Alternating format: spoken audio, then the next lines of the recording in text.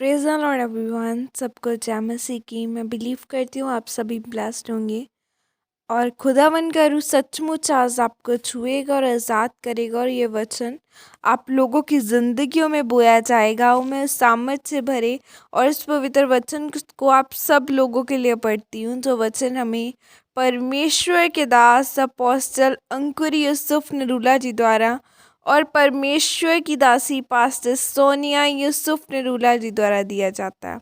आओ मैं सामर्थ से भरे और इस पवित्र वचन को आप सब के लिए पढ़ती हूँ।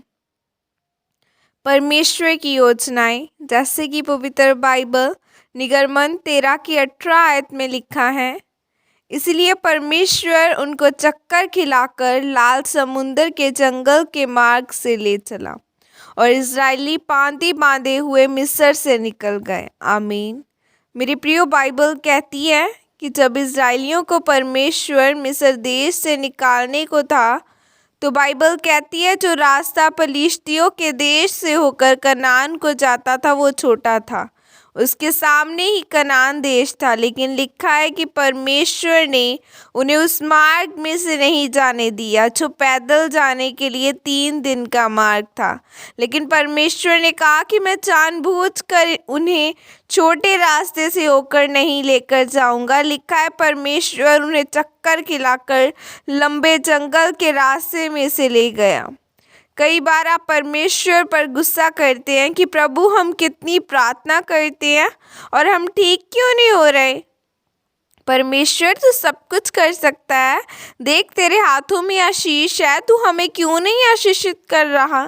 इज़राइली भी ये सोच रहे थे कि हमने तो सुना था कि कनान देश बिल्कुल साथ में है, हम अभी चलेंगे 2-3 दिन में पहुंच जाएंगे। लेकिन परमेश्वर ने उन 20 लाख इज़राइलियों के दिल दिमाग पर कब्जा किया। किसी के भी दिमाग में यह नहीं आया कि हम गलत रास्ते पर जा रहे हैं। वहाँ पर समझदार बुजुर्ग भी थे, किसी को बुद्धि काम नहीं कर सकी, क्योंकि परमेश्वर ने उनके दिमाग, उनके सिस्टम पर कब्जा कर लिया था।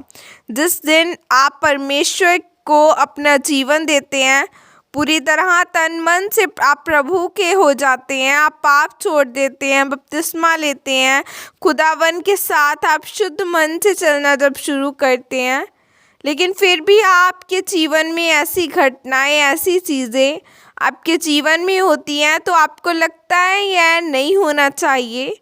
लेकिन परमेश्वर यह जानते हैं कि अगर यह आशीष आपको इनको अभी मिलेगी या लंबा रास्ता तय नहीं कर सकेंगे। और जैसे ही फिरौन राजा इनको मारने के लिए इनके पीछे आएगा, वह भाग जाएगा। अब इनके पीछे फिरौन इनको मारने के लिए आ रहा था और उसने सामने समुंदर था और उनके पास कोई रास्ता नहीं था पीछे भागने का। तब परमेश्वर ने समुंदर को 2 भाग किया और वो लोग समुंदर के बीच के रास्ते से पार हो गए। फिरौन ने सोचा कि जैसे यह लोग निकल रहे हैं मैं भी निकल जाऊं। जब फिरौन निकलने लगा तो परमेश्वर ने उन्हें समुंदर में डुबा दिया और सब कुछ खत्म हो गया।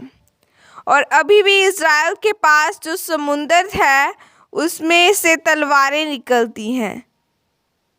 जब हम परमेश्वर में चलते हैं तो यह निश्चय होना चाहिए कि आपका जीवन प्रार्थना में, रोज़ों में, पवित्रताई में होनी चाहिए। आप उसके बाद जो कुछ भी आपके जीवन में होगा वो सीधे स्वर्ग से परमेश्वर ने बनाया होगा।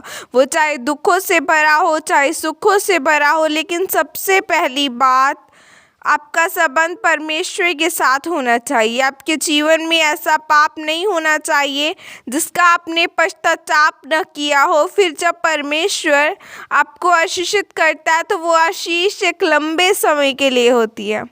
आमीन। और यह अंगीकार आपकी तरफ से किया जाए। सर्वशक्तिमान परमेश्वर, इस वचन के लिए पिता मैं आपका धन्यवाद करती हूँ और मैं अंगीकार करती हूँ, चाहे हमारे जीवन में कुछ चल रहा हो, मैं अपनी योजना पर जो मेरे विषय में करते हैं, जो मैं आपकी ही योजना पर जो आप मेरे विषय में करते हैं उन पर भरोसा रखूंगी। प्रभु यीशु मसीह के सामर्थ्य नाम में मांगती हूँ, आमीन आमीन हालेलुया। चाहे कोई मुसीबत है, लाख मुसीबतें हैं, लेकिन खुदावन में अड़े और खड़े रहो। एक ना एक दिन वो आपको ज़रूर ऊंचा उठाएगा और एक टेस्टिमनी के साथ ब्लेस करेगा।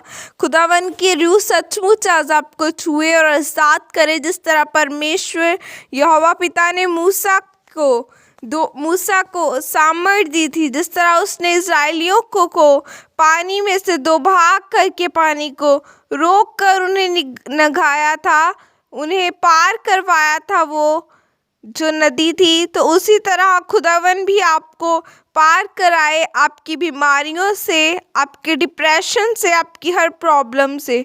खुदा आपको आशीषित करे और एक बड़ी गवाही के साथ ब्लेस करे। God bless you all. Praise the Lord. जय मसीह की।